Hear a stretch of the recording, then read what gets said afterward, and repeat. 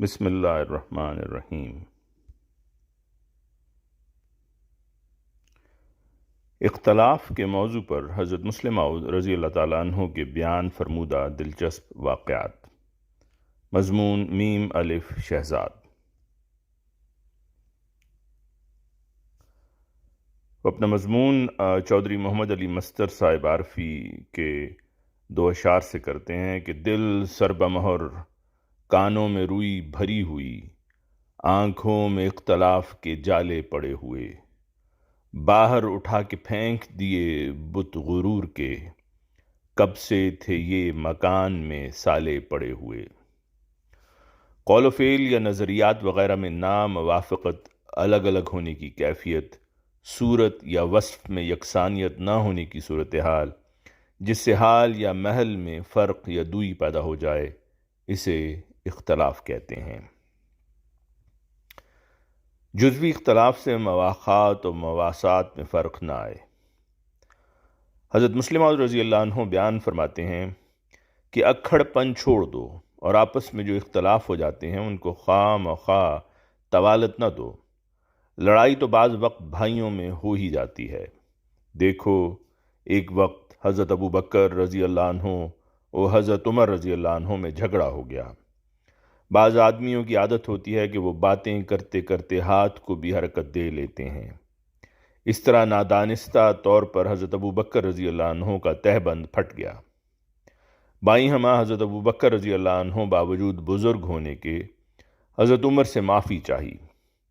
وہ اس وقت جوش میں تھے، لہٰذا حضرت ابو بکر رسول کریم صلی اللہ علیہ وسلم کے حضور میں حاضر ہوئے اور آ کر یہ شکایت نہیں کی کہ عمر نے مجھ سے لڑائی کی یا مجھے دکھ دیا، بلکہ یہ کہا کہ عمر مجھے معاف نہیں کرتا۔ حضرت عمر رضی اللہ عنہ بھی آ گئے اور معذرت کی۔ بحوالہ بخاری۔ دیکھو، یہ تھے خیر القرون کے مسلمان۔ تمہیں بھی ایسا ہی بننا چاہیے کہ اگر کبھی بتقاضائے بشریت جھگڑا ہو جائے تو فوراً صلح کر لو اور دل میں کینہ نہ بٹھا چھوڑو۔ ابن تیمیہ کا ذکر ہے کہ کسی نے ان کو آ کر مبارکباد دی، آپ کا فلاں جانی دشمن جو آپ کو بہت گالیاں دیا کرتا تھا مر گیا۔ آپ اس پر ناراض ہوئے اور فرمایا کہ اس کا اور میرا اختلاف تو زندگی کا تھا۔ فوراً اس کے گھر حاضر ہوئے، تجہیز و تکفین کے بعد اس کے گھر والوں سے کہا کہ جو بھی ضرورت ہو میں اس کا کفیل ہوں اور ہر کام اطلاع ہونے پر کر دیا کروں گا۔ بس میں تمہیں نصیحت کرتا ہوں کہ ایک دوسرے سے ہمدردی کرو، کسی بھائی کی عداوت دل میں نہ بٹھا لو، بلکہ تم میں ایسی محبت اور اخوت ہو جو باہر کے لوگوں کے لیے نمونہ ہو۔ وہ اگر ایک شہر یا گاؤں کے ہو کر صرف محلوں یا دروازوں یا رشتوں کے متفرق ہونے کی وجہ سے ایک دوسرے کی مواخات یا مواسات میں سرگرم نہیں، تو انہیں نمونہ سے یہ سبق پڑھاؤ کہ دیکھو، دور دراز کے مختلف ملکوں کے مختلف المذاق باشندے کس طرح مسیح موعود کی قوت قدسیہ سے ایک دوسرے کی ہمدردی اور غم گساری کرتے ہیں، اور جب ان کا یہ حال ہے تو ہم ایک شہر یا ایک قبیلہ کے ہو کر کیوں ایک دوسرے سے بیگانہ رہیں۔ بحوالہ جماعت قادیان کو نسائے انوار العلوم جلد 4۔ انجیل کا ماہر پادری قرآن، انجیل اور تورات میں کوئی اختلاف پیش نہیں کر سکا۔ دشمن کو کبھی حقیر نہ سمجھنا چاہیے بلکہ بہت بڑا سمجھنا چاہیے۔ ہاں، ساتھ ہی یہ بھی اعتقاد ہونا چاہیے کہ اگر دشمن قوی ہے تو میرا مددگار بھی بہت قوی ہے، اس لیے دشمن میرے مقابلہ میں کچھ نہیں کر سکتا۔ جب یہ دونوں باتیں انسان میں پیدا ہو جائیں تو اول تو خدا اس کے دشمن کی زبان پر کوئی اعتراض ہی جاری نہیں کرے گا، اور اگر کرے گا تو اس کا جواب بھی سمجھا دے گا۔ ایک دفعہ یہاں ایک انگریز پادری آیا، والٹر اس کا نام تھا۔ احمدیت کے متعلق ایک کتاب بھی اس نے لکھی ہے، اب مر گیا ہے۔ اس نے مجھ سے پوچھا کہ قرآن، انجیل اور تورات کی تصدیق کرتا ہے مگر ان میں آپس میں اختلاف پایا جاتا ہے۔ اگرچہ میں قرآن کی تصدیق کرنے کے اور معنی کیا کرتا ہوں، اور میرے نزدیک جب ایسا موقع پر لام صلہ آئے تو اس کا اور ہی مطلب ہوتا ہے، مگر اس وقت میرے دل میں یہی ڈالا گیا کہ کہو ہاں تصدیق کرتا ہے، اور بتایا گیا کہ وہ کوئی اختلاف پیش ہی نہیں کر سکے گا۔ اس نے کہا کہ ان میں تو اختلاف ہے، پھر تصدیق کے کیا معنی؟ میں نے کہا کوئی اختلاف پیش تو کرو۔ اس پر وہ خوب قہقہا مار کر ہنسا اور کہا ایک اختلاف؟ اختلاف تو 20 ہیں۔ میں نے کہا ایک ہی پیش کرو۔ یہ باتیں میرے منہ سے خدا ہی کہلوا رہا تھا، ورنہ اختلاف تو فی الواقع موجود ہیں، گویا اس قسم کے اختلاف نہیں ہیں جس قسم کی اس کی مراد تھی۔ وہ پادری تھا اور انجیل کا ماہر، اگر کوئی اختلاف پیش کر دیتا تو بات لمبی جا پڑتی، مگر چونکہ میرے دل میں ڈالا گیا تھا کہ وہ کوئی اختلاف پیش نہیں کر سکے گا، اس لیے میں نے زور دے کر کہا کہ کوئی اختلاف تو پیش کرو۔ اس نے تھوڑی دیر سوچ کر کہا قرآن کریم میں لکھا ہے کہ مسیح پرندہ پیدا کیا کرتا تھا، انجیل میں اس طرح نہیں لکھا۔ میں نے کہا پادری صاحب، آپ تو سمجھدار آدمی ہیں اور تاریخ نویسی کا ارادہ رکھتے ہیں، آپ بتائیں کیا اگر ایک مورخ کچھ واقعات کو اپنی کتاب میں درج کر دے اور دوسرا ان کو درج نہ کرے تو یہ کہا جائے گا کہ ان کتابوں کا آپس میں اختلاف ہے؟ یہ سن کر اس کے ساتھ جو 2 انگریز تھے ان کی بے اختیار ہنسی نکل گئی اور انہوں نے کہا فی الواقع یہ کوئی اختلاف نہیں۔ اس پر وہ بالکل خاموش ہو گیا۔ بس جب انسان خدا تعالیٰ پر بھروسہ کر لیتا ہے تو خدا خود اس کی مدد کرتا ہے اور اسے دشمن پر خواہ اس کا دشمن کتنا ہی قوی ہو کامیاب کر دیتا ہے۔ بحوالہ ہدایات زریں، انوار العلوم جلد 5۔ مذہبی اختلافات دنیاوی معاملات میں مانع اتحاد نہیں۔ قرآن کریم نے صاف طور پر بتا دیا ہے کہ مذہبی اختلاف کی وجہ سے آپ کے تعلقات اور سلوک میں کوئی فرق نہیں آنا چاہیے۔ چنانچہ آتا ہے اعوذ باللہ من الشیطان الرجیم وَوَصَّيْنَا الْإِنسَانَ بِوَالِدَيْهِ حُسْنًا وَإِنْ جَاهَدَاكَ لِتُشْرِكَ بِي مَا لَيْسَ لَكَ بِهِ عِلْمٌ فَلَا تُطِعْهُمَا إِلَيَّ مَرْجِعُكُمْ فَأُنَبِّئُكُمْ بِمَا كُنْتُمْ تَعْمَلُونَ، سورہ العنکبوت آیت 9۔ خدا تعالیٰ فرماتا ہے کہ اے مسلمان، اگر تیرے ماں باپ مشرک ہوں تو تجھے یہ نہیں چاہیے کہ اپنے ماں باپ کو چھوڑ دے، ان سے کوئی سلوک نہ کرے، ان سے ہر طرح کا اچھا سلوک کر اور ان کے احکام کی اطاعت کر۔ ہاں، شرک کے معاملہ میں ان کی بات نہ ماننا، کیونکہ تیری عقل نے اس بارے میں اور فیصلہ کیا ہے اور ان کی عقل نے اور، مگر دنیاوی معاملات میں تیرا فرض ہے کہ تو ان سے نیک سلوک کرے۔ تو شرک جس کو اسلام نے بدترین گناہ قرار دیا ہے، اس کے ہوتے ہوئے بھی کہا ہے کہ اگر تیرے ماں باپ مشرک ہوں تو بھی ان سے تعلق منقطع نہ کر، بلکہ ان سے حسن سلوک کر اور اچھے تعلقات رکھ۔ یہ تو قرآن کریم کا حکم ہے۔ اب ہم رسول کریم صلی اللہ علیہ وسلم کے متعلق دیکھتے ہیں۔ ایک دفعہ حضرت ابوبکر رضی اللہ عنہ کی لڑکی کے پاس، جو رسول کریم صلی اللہ علیہ وسلم کی بیوی کی بہن تھیں، ان کی والدہ آئیں تو انہوں نے رسول کریم صلی اللہ علیہ وسلم سے پوچھا کہ میری ماں آئی ہے اور چاہتی ہے کہ میں اس سے کچھ سلوک کروں، مگر وہ کافر ہے، کیا میں اس سے سلوک کر سکتی ہوں؟ آپ صلی اللہ علیہ وسلم نے فرمایا ہاں کر، یہ دنیاوی معاملہ ہے، اس میں کوئی حرج نہیں۔ بحوالہ بخاری۔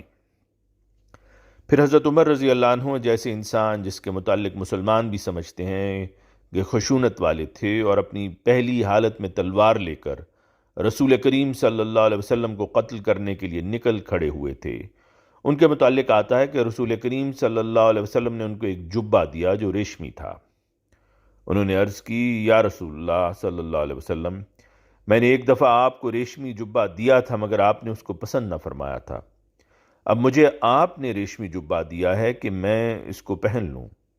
آپ نے فرمایا میں نے پہننے کے لیے نہیں دیا، کسی کو تحفہ دے دو یا بیچ ڈالو۔ بحوالہ بخاری۔ اس پر انہوں نے اپنے اس بھائی کو جو مکہ میں رہتا تھا اور کافر تھا دے دیا۔ اس سے معلوم ہوتا ہے کہ مذہبی اختلاف کی وجہ سے تعلقات اور سلوک منقطع نہیں ہو جاتا، بلکہ اس لڑائی کے زمانے میں کافر رشتہ داروں سے سلوک کیے جاتے ہیں۔ بحوالہ پیغام صلح تقریر فرمودہ 14 نومبر 1923۔ کہہ دینا یہ اختلافی مسئلہ ہے اور کثرت سے اختلاف پایا جاتا ہے۔ لطیفہ مشہور ہے کہ ایک جاہل شخص تھا جسے مولویوں کی مجلس میں بیٹھنے کا بڑا شوق تھا، مگر چونکہ اسے دین سے کوئی واقفیت نہ تھی، اس لیے جہاں جاتا لوگ دھکے دے کر نکال دیتے۔ ایک دفعہ اس نے کسی دوست سے ذکر کیا کہ مجھے علماء کی مجلس میں بیٹھنے کا بڑا شوق ہے، مگر لوگ مجھے بیٹھنے نہیں دیتے، میں کیا کروں؟ اس نے کہا، ایک بڑا سا جبہ اور پگڑی پہن لو، لوگ تمہاری صورت کو دیکھ کر خیال کریں گے کہ کوئی بہت بڑا عالم ہے، اور تمہیں علماء کی مجلس میں بیٹھنے سے نہیں روکیں گے۔ جب اندر جا کر بیٹھ جاؤ اور تم سے کوئی بات پوچھی جائے تو کہہ دینا کہ اختلافی مسئلہ ہے۔ بعض نے یوں لکھا ہے اور بعض نے اس کے خلاف لکھا ہے، اور چونکہ مسائل میں کثرت سے اختلاف پایا جاتا ہے، اس لیے تمہاری اس بات سے کسی کا ذہن ادھر منتقل نہیں ہوگا کہ تم کچھ جانتے نہیں۔ چنانچہ اس نے ایک بڑا سا جبہ پہنا، پورے تھان کی پگڑی سر پر رکھی، اور ہاتھ میں عصا لے کر اس نے علماء کی مجالس میں آنا جانا شروع کر دیا۔ جب کسی مجلس میں بیٹھتا تو سر جھکا کر بیٹھا رہتا۔ لوگ کہتے کہ جناب آپ بھی تو کچھ فرمائیں۔ اس پر وہ گردن ہلا کر کہہ دیتا، اس بارے میں بحث کرنا لغو ہے۔ علماء اسلام کا اس کے متعلق بہت کچھ اختلاف ہے۔ کچھ علماء تو اس طرح لکھا ہے جس طرح یہ مولانا فرماتے ہیں، اور کچھ علماء نے اس طرح لکھا ہے جس طرح وہ مولانا فرماتے ہیں۔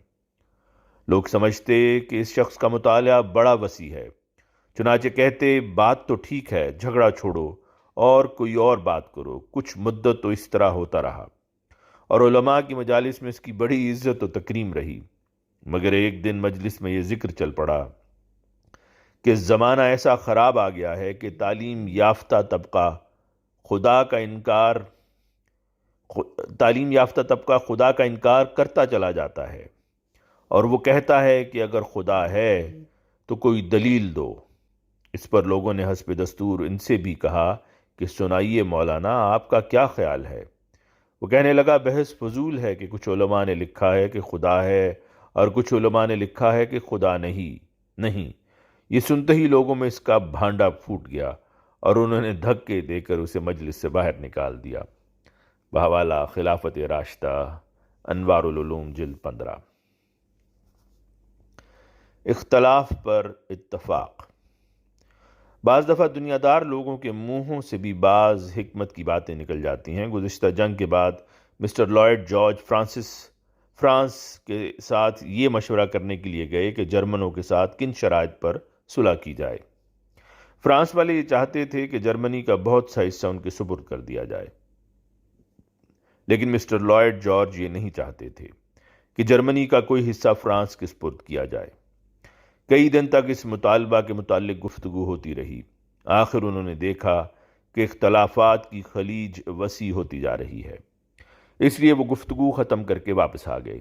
لوگوں نے بحث کا نتیجہ پوچھا تو انہوں نے کہا، نتیجہ بہت اچھا رہا ہے، ہم نے ایک دوسرے کے اختلاف پر اتفاق کر لیا ہے۔ پس ہر اختلاف میں لڑائی نہیں ہوتی، بلکہ لڑائی وہاں ہوتی ہے جہاں انسان اپنی بات کو زور سے منوانے کی کوشش کرے اور اس اختلاف کو بزور بازو دور کرنا چاہے۔ یہ بحوالہ دنیا کی موجودہ بے چینی کا اسلام کیا علاج پیش کرتا ہے، اس موقع پر فرمودہ 9 اکتوبر 1946، دہلی، انوار العلوم، جلد 18۔ اسلام اختلافات کو برداشت کرتا ہے۔ دنیا میں امن پیدا کرنے کے دو ہی ذریعے ہیں۔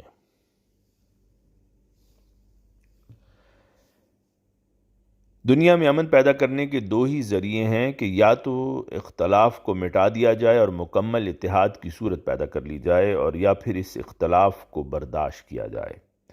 دنیا میں جب بھی نبی آتے ہیں تو لوگ ان کو مارتے اور دکھ دیتے ہیں۔ اس کی وجہ یہ ہے کہ وہ اس اختلاف کو برداشت نہیں کر سکتے۔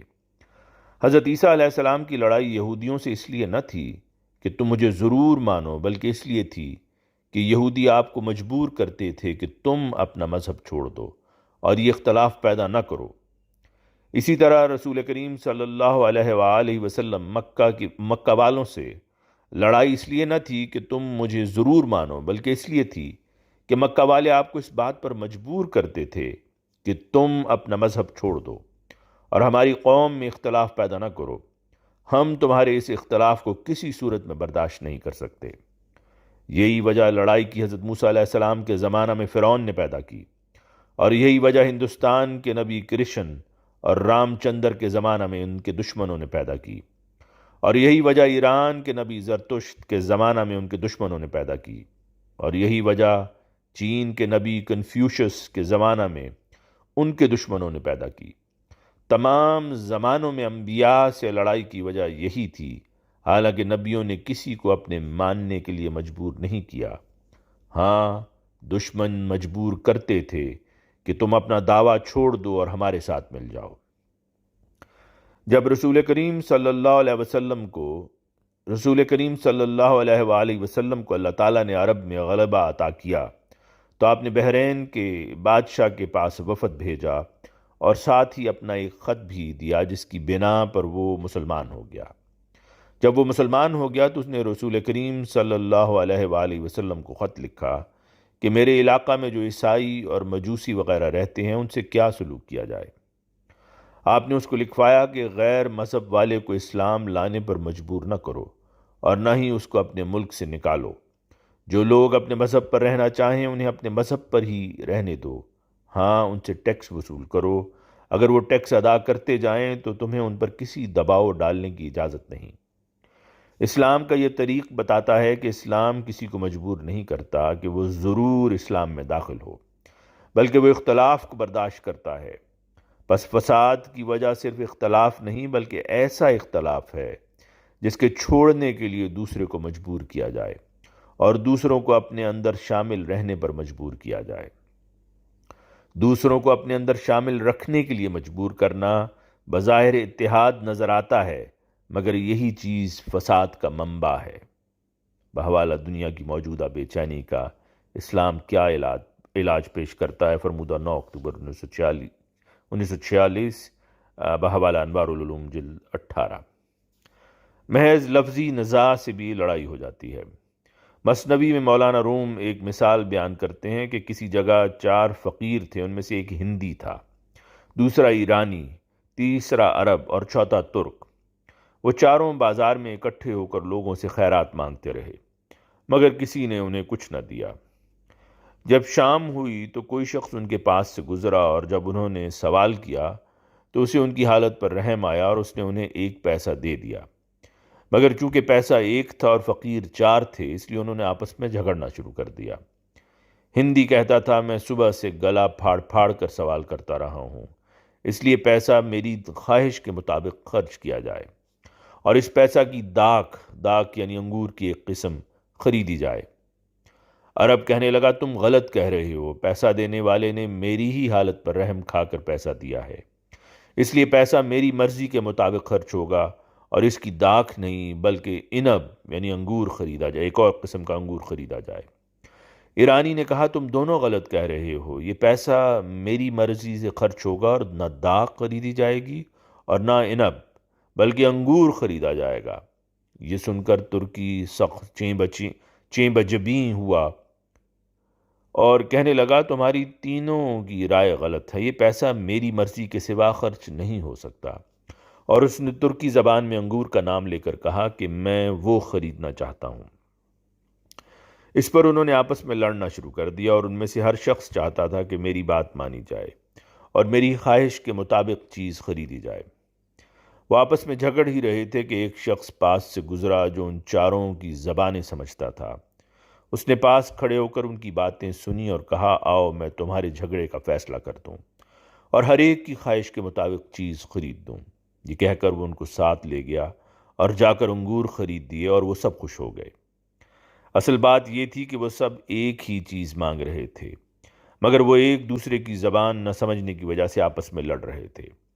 اسی طرح بعض اوقات اختلاف کی بنیاد محض غلط فہمی پر ہوتی ہے اور فریقین آپس میں جھگڑا شروع کر دیتے ہیں، حالانکہ نہ وہ اس کے نقطۂ نگاہ کو سمجھ رہا ہوتا ہے اور نہ وہ اس کے نقطۂ نگاہ کو، اور وہ آپس میں لڑتے چلے جاتے ہیں۔ لیکن اگر ایک دوسرے کے نقطۂ نگاہ کو سمجھ لیا جائے تو اختلافات کی بنیاد اٹھ جانے سے کوئی مشکل نہیں رہتی۔ بحوالہ زمانہ جاہلیت میں اہل عرب کی خوبیاں اور ان کا پس منظر، بحوالہ انوار العلوم جلد 19۔ ماضی کا مسلمان اسلام کی خاطر اپنے بڑے سے بڑے اختلاف کو بھول سکتا تھا۔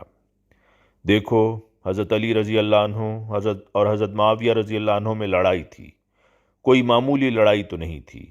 اسلام کے اتنے قرب کے باوجود دونوں لشکر لیے ہوئے ایک دوسرے کو مارنے کے لیے تیار پھرتے ہیں۔ مگر جب روما کے بادشاہ نے یہ لڑائی دیکھ کر فیصلہ کیا کہ وہ آپ ان پر حملہ کرے تو اس نے اپنے افسروں سے مشورہ کیا۔ سارے جرنیلوں نے کہا کہ بڑا عمدہ موقع ہے، ان میں لڑائی ہے، حملہ کر دو۔ ان کا جو بڑا بشپ پادری تھا وہ بڑا ہوشیار تھا، اس نے کہا بادشاہ، میں تمہیں ایک سبق دیتا ہوں، اس کو دیکھ لو اور پھر خیال کرنا۔ کہنے لگا ذرا 2 کتے منگوائیے، بڑے تیز تیز، اور شیر منگوائیے۔ کتے منگوا کر کہنے لگا ان کو ذرا فاقہ دیجیے اور کل میرے سامنے ان کو لایا جائے۔ کتے بلوائے، فاقے دے کر ان کے آگے پھینکا گوشت، پس گوشت پھینکا تو دونوں کتے اس پر جھپٹے، ایک اس کو مارے، دوسرا اس کو کاٹے اور بہت بری طرح لہو لہان کر دیا۔ اس نے کہا اب شیر چھوڑ دو۔ شیر جو پنجرے میں سے اس جگہ پر سے گزرا تو مان آتے ہی ان کی لڑائی چھٹ گئی اور دونوں کتے ایک دائیں ہو گیا اور ایک بائیں ہو گیا۔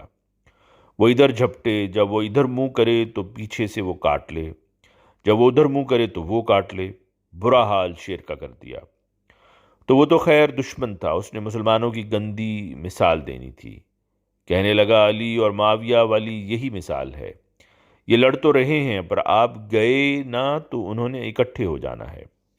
وہ جانتا تھا کہ مسلمان کیریکٹر اس وقت تک اتنا مضبوط تھا کہ وہ اسلام کی خاطر اپنے بڑے سے بڑے اختلاف کو بھول سکتا تھا، لیکن بادشاہ نے اس کے مشورہ کو قبول نہ کیا اور فوج کو موبلائز کرنے کا حکم دیا۔ جب رومی فوج کے موبلائز ہونے کی اطلاع اسلامی ملک میں پہنچی تو حضرت معاویہ رضی اللہ عنہ نے اس کو خط لکھا۔ انہوں نے لکھا میں نے سنا ہے کہ تم اسلامی ملک پر حملہ کرنا چاہتے ہو، اور یہ جرت تم کو اس وجہ سے ہوئی ہے کہ میں علی سے لڑ رہا ہوں، لیکن میں تمہیں بتا دینا چاہتا ہوں کہ اگر تمہاری فوجوں نے اسلامی ملک کا رخ کیا تو سب سے پہلا جرنیل جو علی کی طرف سے تم سے لڑنے کے لیے نکلے گا وہ میں ہوں گا۔ اسی وقت میں اختلاف چھوڑ کر علی کی اطاعت کر لوں گا اور اس کی طرف سے لڑنے کے لیے نکلوں گا۔ بادشاہ ڈر گیا، اس نے کہا بطریق والی بات ٹھیک ہے۔ بحوالہ متفرق امور، فرمودہ 27 دسمبر 1953، بحوالہ انوار العلوم جلد 24۔ آخر میں حضرت چودھری محمد علی مستر صاحب عارفی کے 2 اشعار پر یہ مضمون کا اختتام ہے۔ کہتے ہیں کہ سنا ہے دل کا بدلنا بہت ضروری ہے، اگر یہ بات ہے دل کو بدل کے دیکھتے ہیں، سنا ہے سوچیں اگر اس کو باوضو ہو کر تو اختلاف کے پتھر پگھل کے دیکھتے ہیں۔ آواز مرزا عمران احسن۔